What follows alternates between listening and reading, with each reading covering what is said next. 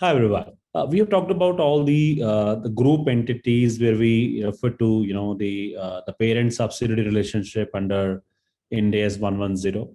We talked about investment in associates and joint ventures under Ind AS 28, and we also talked about, of course, the joint arrangements under Ind AS 111.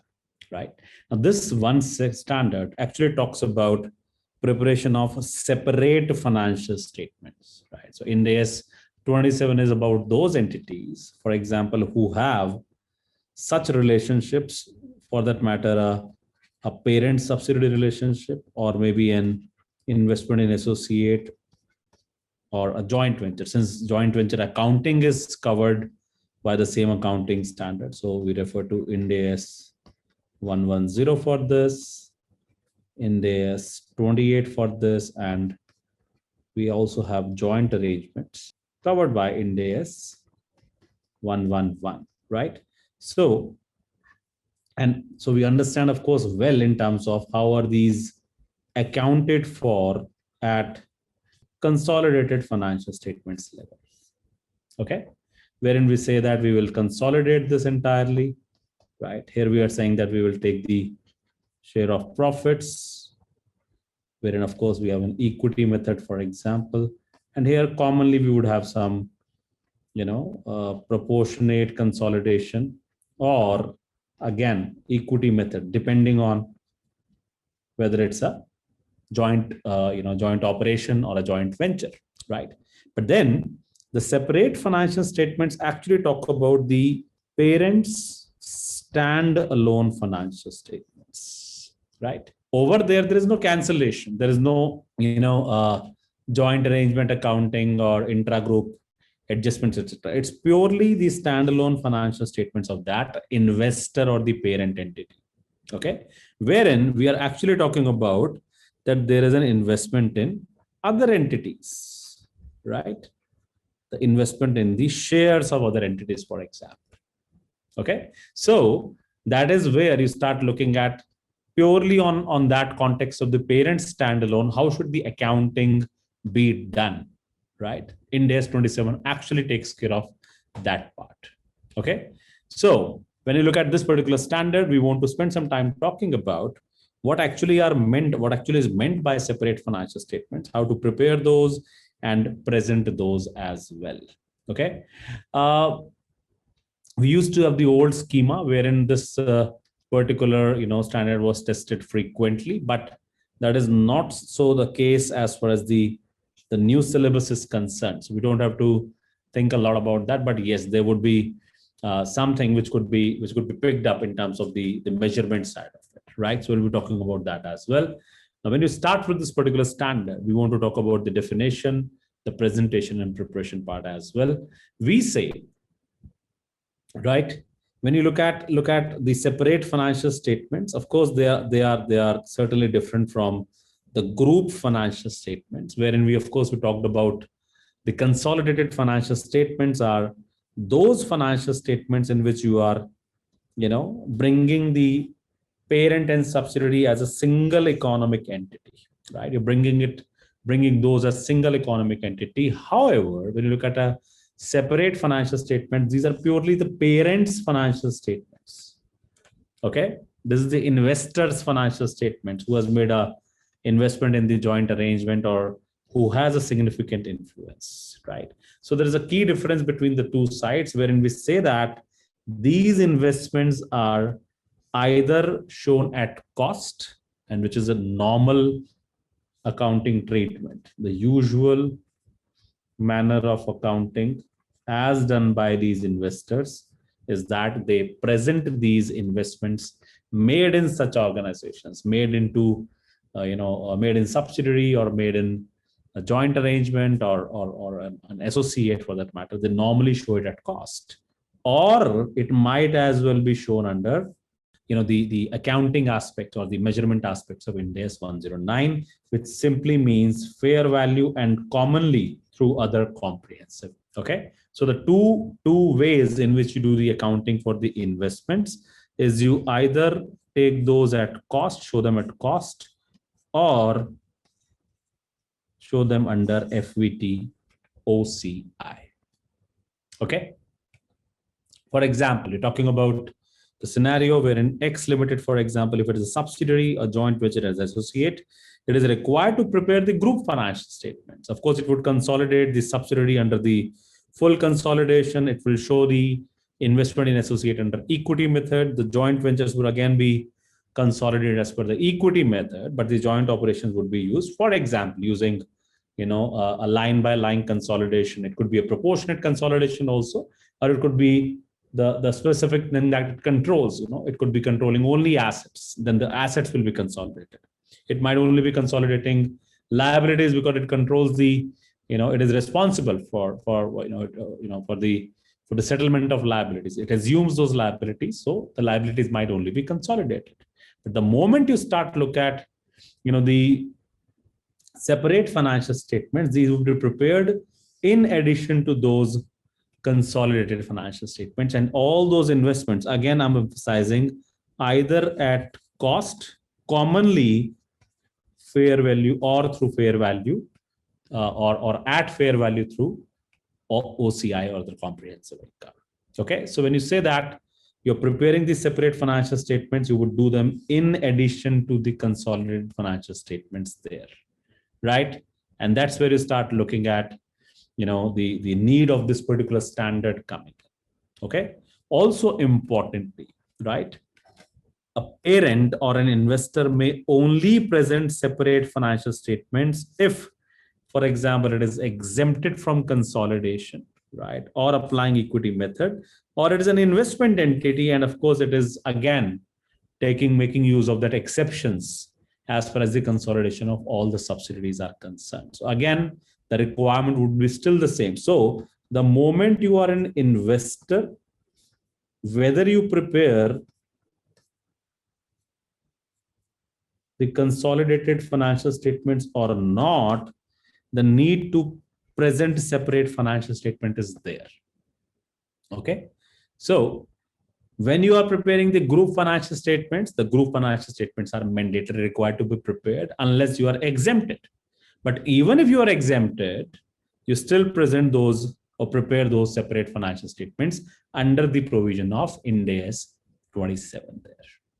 Okay. So what you say basically is that separate financial statements shall be prepared in accordance with all applicable Ind AS, other than for that matter where the investment in subsidiaries, joint ventures, or associates are either presented at cost or at fair value, using Ind AS 109 framework. Okay.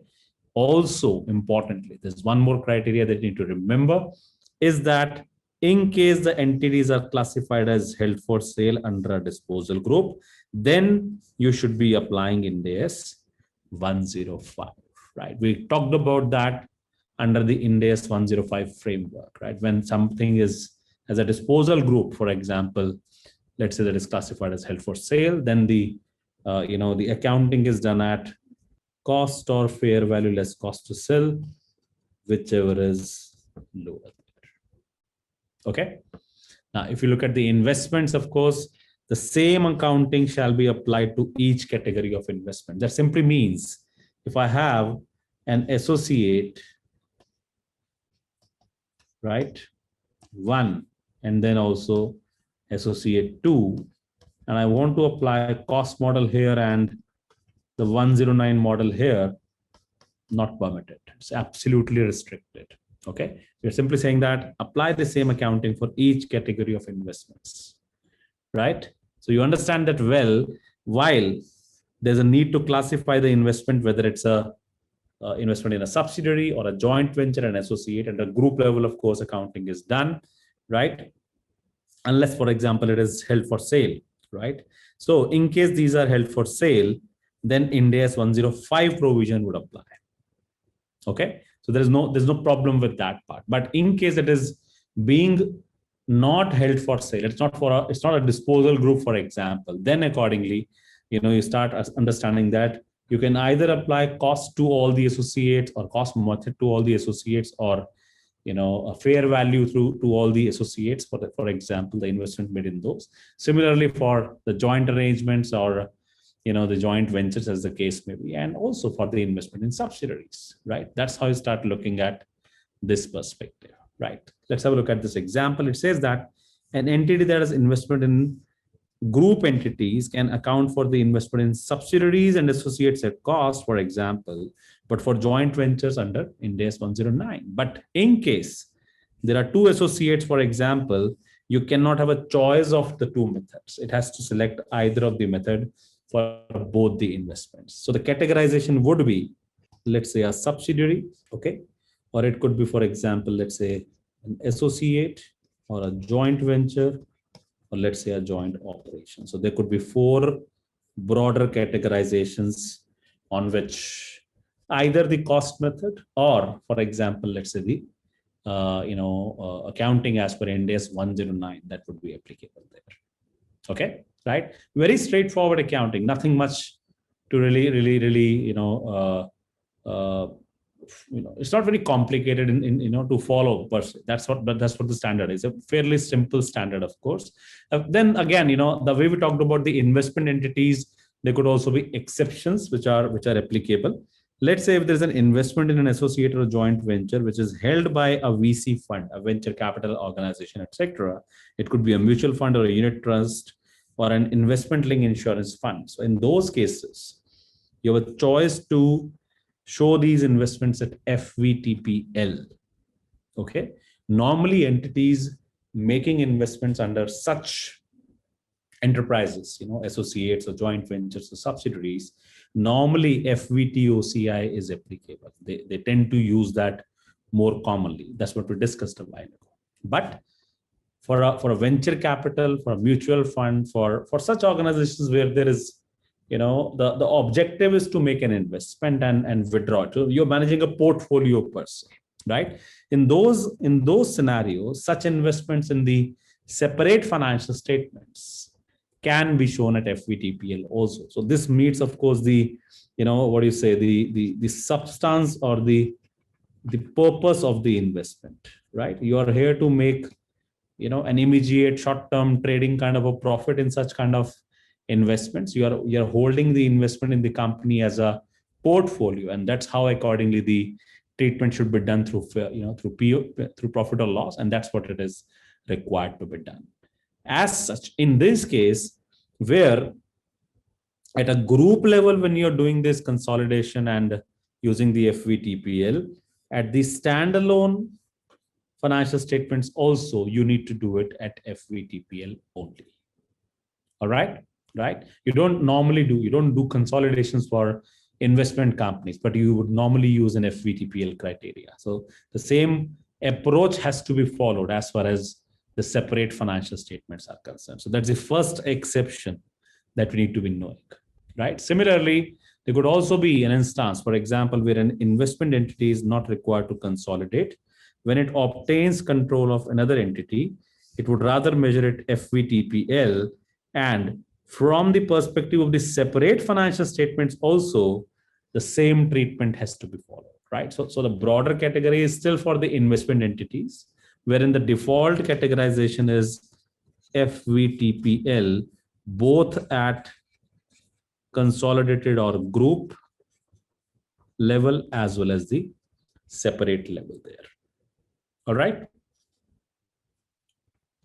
It should be noted also importantly that an investment activity, investment entity, right, is otherwise required to consolidate a subsidiary in case there are services coming back. In case the subsidiary provides services that relates to the investment activity. If that is the case, then the exception would not apply. So if you're consolidating, then FVTPL criteria would not be the right criteria to use for measurement purposes.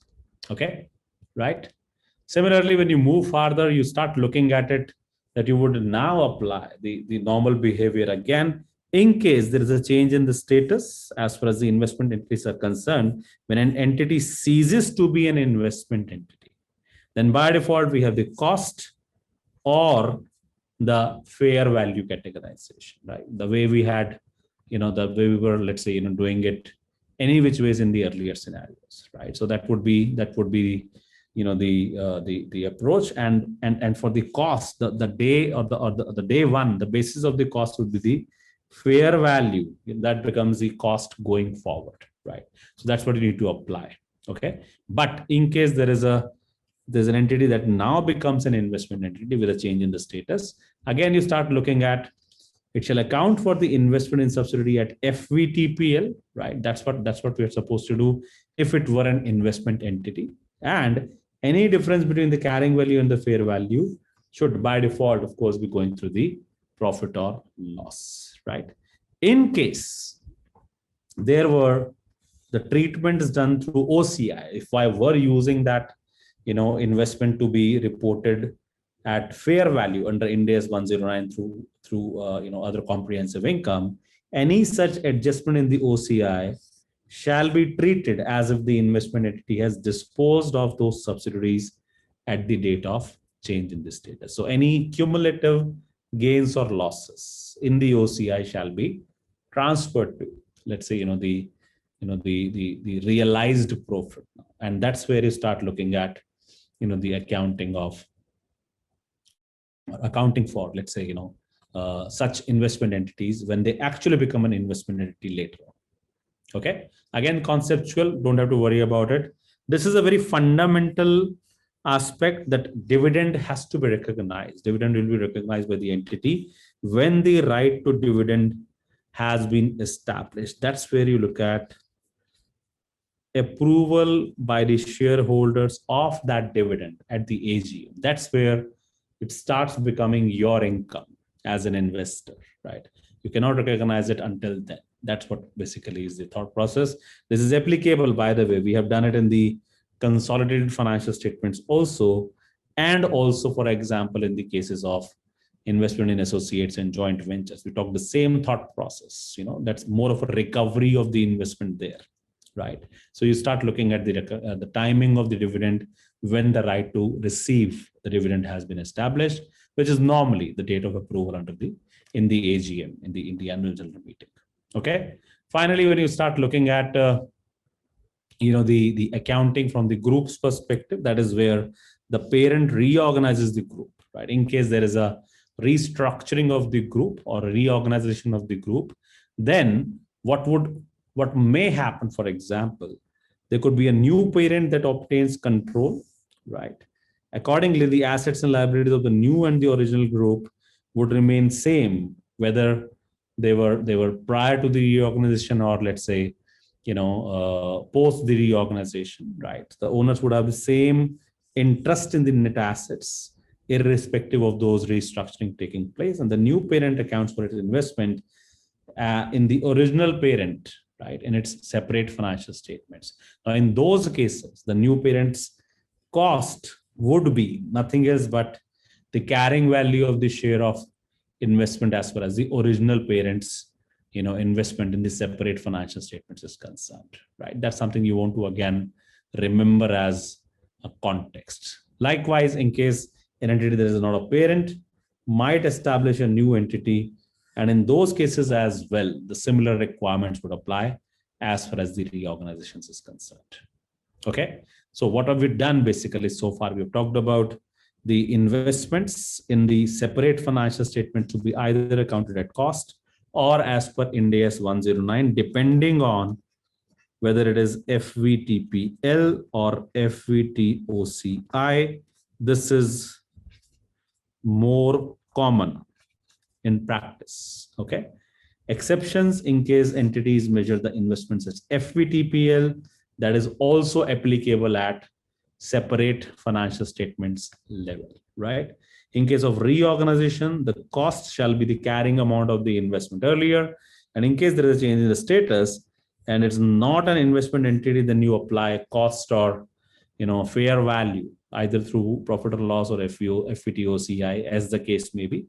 In case it becomes an investment entity, which earlier was not, then FVTPL becomes the default categorization. Any differences have to be reported through the statement of profit or loss.